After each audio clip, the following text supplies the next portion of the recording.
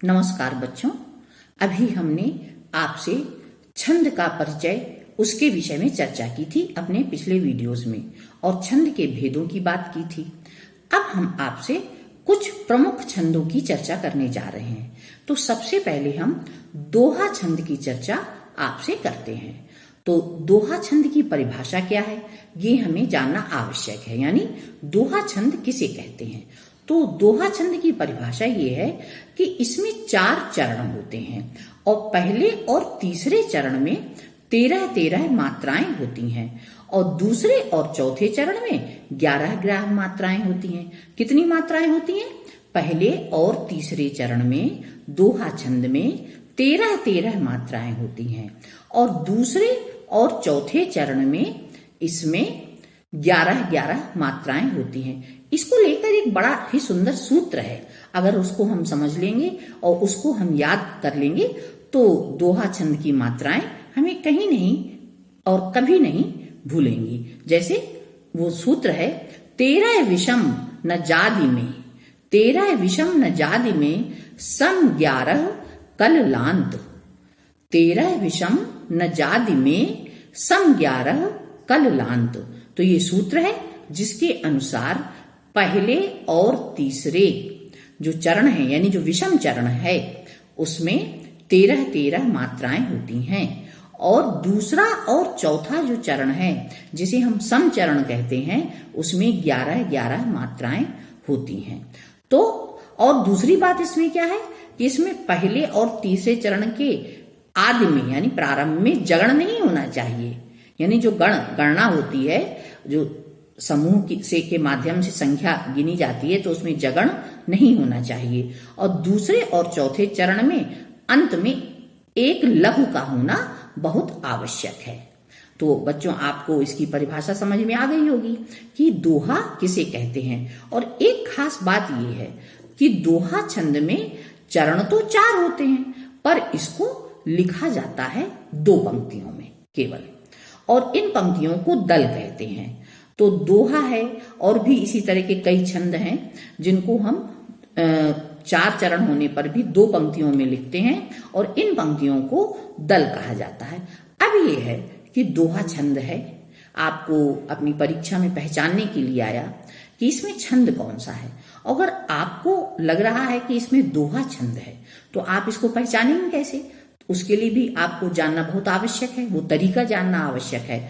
तो दोहा छंद में गिनते समय आप देखेंगे कि पहले और तीसरे चरण में 13-13 मात्राएं हों, इस बात पे आप ध्यान देंगे, और दूसरे और चौथे चरण में 11-11 मात्राएं हों, इस बात का आपको ध्यान रखना है।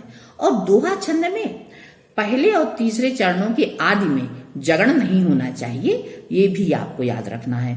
और दोहा छंद में दूसरे और चौथे चरण के अंत में एक लघु का होना बहुत आवश्यक है। तो इस तरह से आपको हमारी समझ में आ गया होगा कि दोहा छंद में हम किस तरह से समझें। जैसे हम एक दोहे का उदाहरण देकर आपको समझाते हैं। गुरु गोविंद दो खड़े, काके लागू पाए, बलिहारी गुरु आपने, गोविंदियो बताए। अब इस उदाहरण में जो पहला चरण है, गुरु गोविंद दो खड़े, इसमें पहला चरण है, ये विषम चरण है, तो इसमें 13 मात्रा होंगी, पहला है। और फिर तीसरे वाले में इसी तरह से 13 मात्राएं होंगी।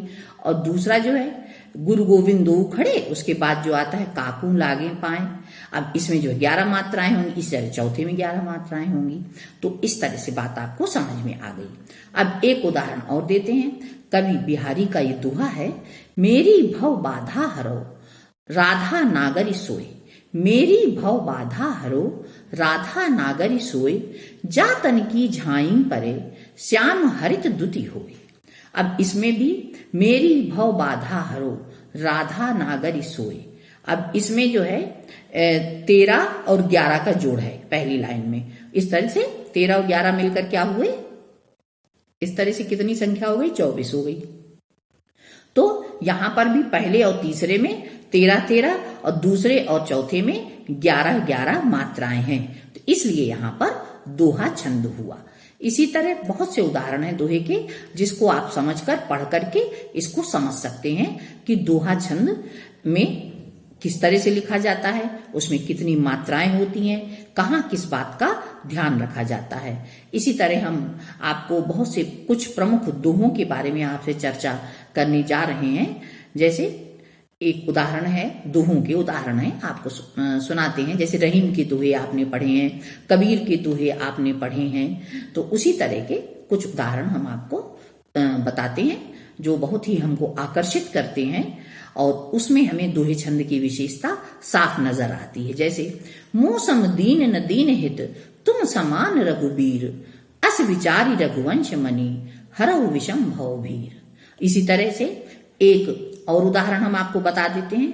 श्री गुरु चरण सरोज रज निज मन मुकुर सुधारी, बरनौ रघुवर विमल जस जो दायक फल चारी। ये सब दोहों के ही उदाहरण हैं और अनंत दोहे हैं जो लिखे गए हैं।